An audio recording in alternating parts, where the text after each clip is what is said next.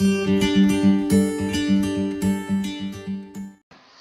everyone, my name is Wendy Benson and I'm with GoGo Kid. Thank you for popping over to watch my video on my latest workshop, How to Teach Reading Skills and Strategies to ESL Students. Today's mini video is just a preview of the full 50-minute workshop. Remember though that today's workshop is the property of GoGo Kid and all materials are confidential. Please don't record, photograph, or share this workshop or its materials outside of GoGo Kid. The full workshop would cover 3 areas of content. We would discuss the building blocks of reading, teacher skills and strategies, as well as student skills and strategies, all of which we'll touch briefly on in today's video. So we would discuss the different types of language acquisition. Basically, that students acquire English on 2 different levels, social and academic. Basically, that means that students may be able to converse or communicate naturally with family and classmates, but still struggle with the academic schoolwork. And we would talk a little bit about the different language proficiency standards that TESOL covers, and the 4 domains. The first one is listening, speaking, then reading, and finally writing. So in order to become proficient, of course, the first thing that a child learns to do is listen to the language. So as you go through the different building blocks of reading, you can see that it begins with oral language and that comprehension is the ultimate goal of reading, is to comprehend what you've read. Phonics is the instruction of teaching letter and sound correspondences, and we will discuss briefly in the workshop different techniques to teach these phonics slides. You can see that this one covered, there we go, the U-R-E and the I-R-E sound, and the teacher tips there show that you need to introduce the your and ir, r, and ear sounds. So pure, higher, hair, and peer. Those R-controlled vowels definitely change the sound of those. The R-controlled blends, I should say, change the sound of those vowels. So these phonics slides can be kind of tricky for our students. And then you would continue on with a follow-up slide. You would read the words one by one, ask the student to circle what you read out loud, and then finally, a little bit more to show their comprehension about the skill. You would say the words and have the student fill in the blanks and read the words out loud. So phonics is kind of a multiple tiered instruction as far as our slides go.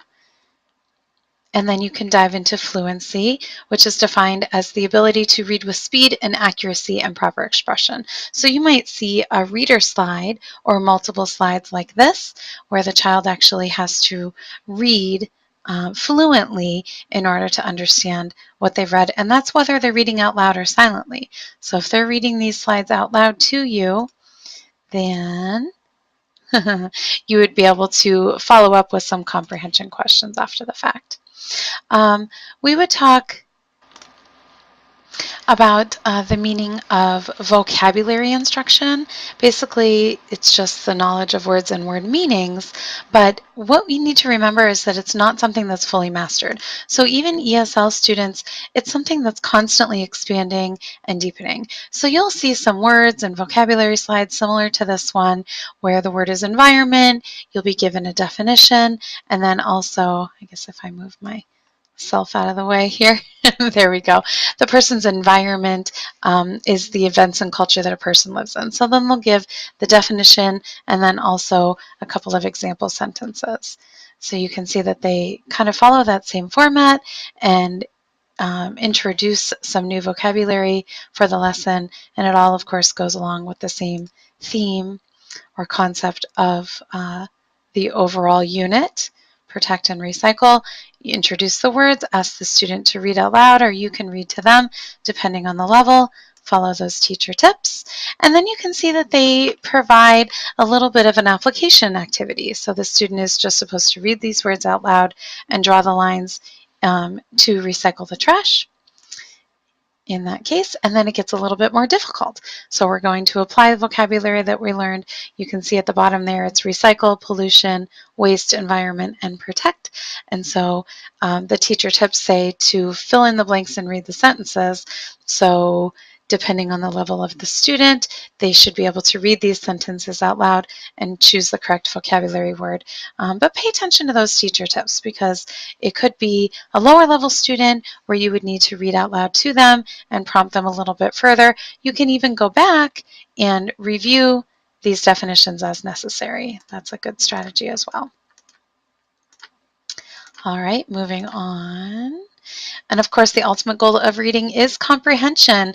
Effective comprehension instruction is the instruction that helps the student to become independent, strategic, and metacognitive readers who can develop and control the use of that comprehension strategies to ensure that they definitely understand what they read.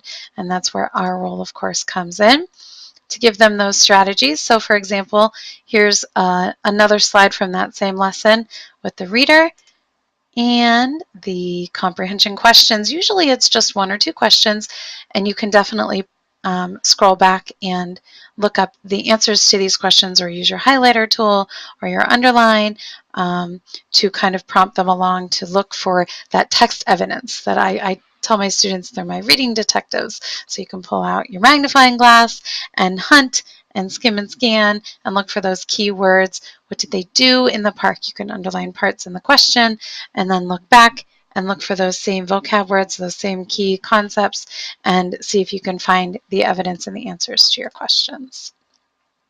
Same format. Here's another slide. And if you're looking again at number 2, so what did Amy shout? Go back and look at your reader to be able to find the evidence to the answers to those questions.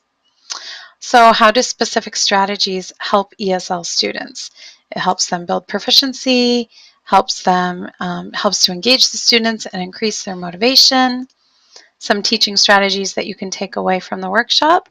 Brainstorming, you can activate that prior knowledge, use that free talk, definitely utilize those project classes and utilize your whiteboard and activate whatever they bring to the lesson. So anything that any prior experiences, as well as any previous vocabulary that they learned from the unit. Choral reading is where they kind of can read out loud, read together. That helps taking turns and helps with the fluency, and also helps with the repetitive reading so that they can comprehend what they've read. You can switch it up, use rhythm, sing-song voices. So those passages, those paragraphs that I was showing you earlier, I can read a paragraph, you can read a paragraph, and then switch it up. Anything just to increase the fluency and just get them comfortable with reading out loud.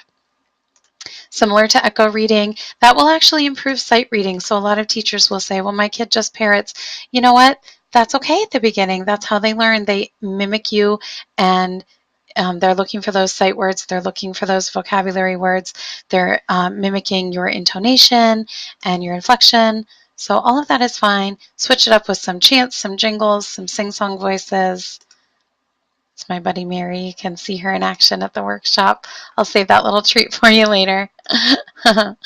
And of course, we know good old TPR, total physical response. Incorporate those physical movements, keep things moving along, and of course, your visual aids.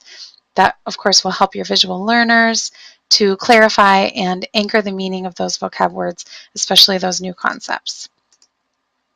Make sure that you're pre-teaching the vocabulary, and you can even preview those comprehension questions. So jump ahead, take a look at what exactly it is that we're going to be looking for, and do that back and forth a little bit. Some student strategies, of course, is making predictions, summarizing, visualizing, and making inferences, predictions, cause and effect, to analyze relationships and summarize information. Combine the prior knowledge to create the meaning and making those text connections. When you make those connections to the book that you're reading to other books that you've already read, text to self, text to text, text to world. You can take a look at this example of text to text. So when they're making a connection between the book and what they're reading and another book that they've already read. Text to self, between the book that I'm reading and my own life. Oh, one time I rode a subway, or I've never ridden a subway before. Text to world, so events in the society if you're talking about green travel, public transportation, the benefits to the planet. All right, so basically we would discuss the 4 language domains in the workshop. We would discuss that comprehension is the ultimate goal, some teaching strategies, and some student strategies. I hope you're able to make it to our full workshop. If you have any questions, please shoot me a message on Facebook. I have a YouTube. There's my email address. Thanks for listening to my little video. I hope I get to see you soon at the full workshop.